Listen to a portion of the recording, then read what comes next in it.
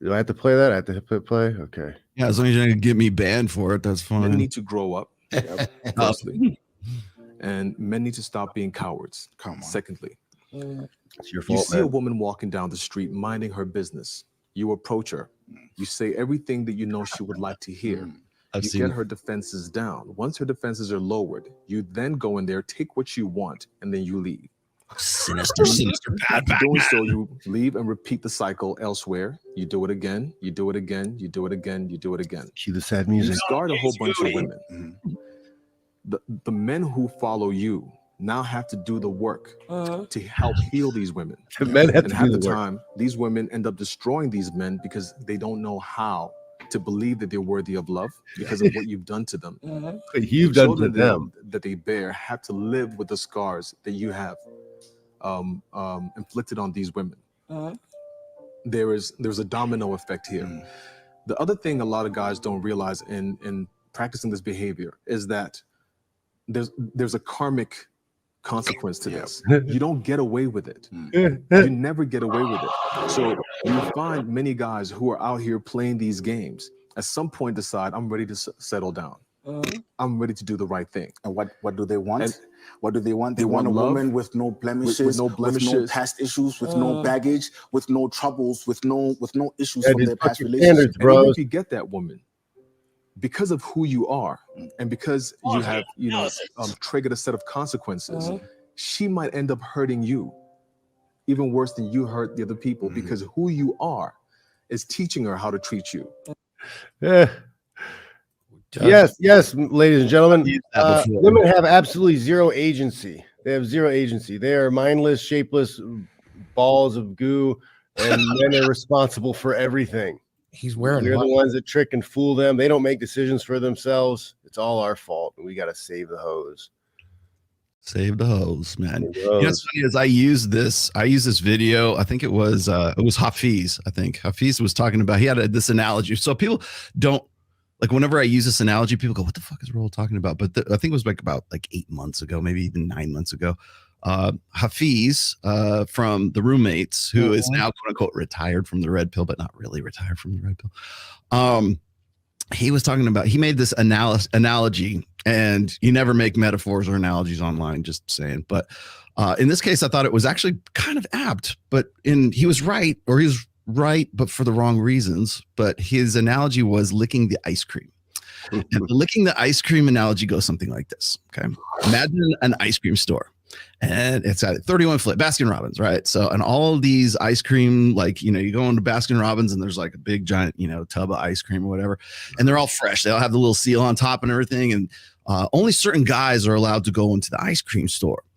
And those guys go in the ice cream store and then they proceed to take the lids off of every one of these little tons of ice cream and lick the ice cream, right? And eat it up and lick it. And then they leave, right? And then when regular average guys can get into the ice cream store, then they find that all the ice cream's already been licked. And it's like nobody wants the ice cream that's already been licked because somebody got their dirty ass germs all over it and it's ruined the ice cream.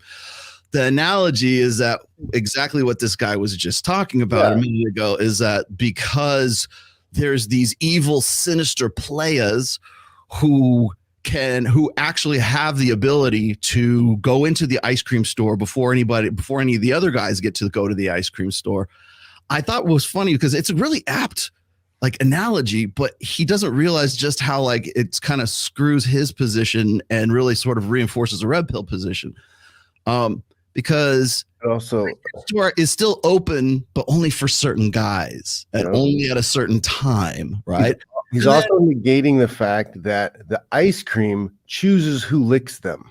Right. There's I was going to say, John, because I get this all the time from shows like when I go on like Fresh and Fit or even Access Vegas or like any of the panel show where there's girls in there and stuff. And it's usually not the girls that are on the panel, but it's the women who are responding to the show itself. So it could be like, in the chat, or it could be like in the comments or something like that later on. And I love how we get these women who are like, they used to be red pill females, they used to be red pill women, and now suddenly they turn into tradcon women, and they go, well, if men were better, then women wouldn't have to be on OnlyFans, they wouldn't have to be prostitutes, they wouldn't have to be, they wouldn't be in porn if men were just better men. And they don't realize the irony of that statement, which is, well, then that means that women's agency, women's like life and their decision making, they have no free will, because men are the ones that are making that choice for them. Are you correct? Is that correct or is that incorrect? And they'll go, no. We're empowered. We're just victims. And it's what it is it's this feminism. This is, by the way, I'm going to quote Royce here for a second, but feminism is basically it's cognitive dissonance. Women are either superheroes and empowered and can do anything and take on the world and be astronauts and everything. The world is your fucking oyster. Or they're also victims, hopeless, horrible victims at the same time. So whatever scenario, whatever situation applies, a woman can either be a victim or she can be a superhero, and it can do so on the fly. And this is one of those instances, like this, the ice cream scenario was one of those instances. So whenever somebody brings that up and says, well, men would be better if they just didn't like jerk off there would be no porn if men didn't have, if there was no demand, there would be no supply, right? Okay, well, if that's the case, then the demand actually controls the will of the supply at that point. That's what happens. So when we're talking about men would be better men, or women would be better for men if men would just keep their dicks in their pants and would be more, gentlemen and open doors and chivalry this and bullshit that. It's like, okay, well, what you're basically admitting to is that women's entire agency is based on, well, one, sex, and then two, it's based on the fact that men are the ones that are making the decisions for those women. Do you agree with that? And none of them will ever agree to it. Mm-hmm. Well, isn't it the ultimate peak of that is when they accuse a man of getting them pregnant? It's like, don't you have abortion? Like, don't you have a nuclear option at the end? And it's just, oh, he did this. It takes two to tango. It's like, wait, and you're right. You just flip a flitch. I'm either a superhero or a victim. But ultimately, when now there's a kid involved, and whether the woman wants to have it or not, then she's like, well, I'm going to flip the switch now to victim, and I need government and aid, and the man did this to me. And I don't know about you guys, but I'm exhausted by it, and I ain't even in this battle. I'm just sick and tired of the well, I'm over here now, I'm over here now, I'm over here now. I'm like, I don't have time. I think men are getting exhausted about it entirely. Yeah, I think that's half of the reason. And then what's happening is on top of that, people have to come up with explanations for why that's happening, and they have to find explanations that they can force fit and wedge into their own ideological sort of worldview right now. So it's the incels. The incels are doing this, and it's some fiendish plot between guys who are like the 4.5%ers, like the Andrew Tates, the Justin Wallers of the world, who can go into the ice cream store before anybody else can go in. And the guys who are just like, I'm not going to go into the ice cream store. Fuck it, I'm out. God, see you later. Oh yeah, dude, Red Pill has talked about this stuff so clearly. Like Practical Female Psychology for the Practical Man, David Clare, Womanese.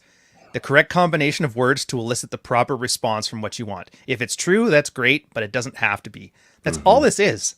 They're saying it. There are victims on one side and heroes on the other because it gets them what they want. It's this true objective morality, called like will to power thing. I honestly think it's amazing. And the only reason it works on guys is because guys are stupid and they take it literally.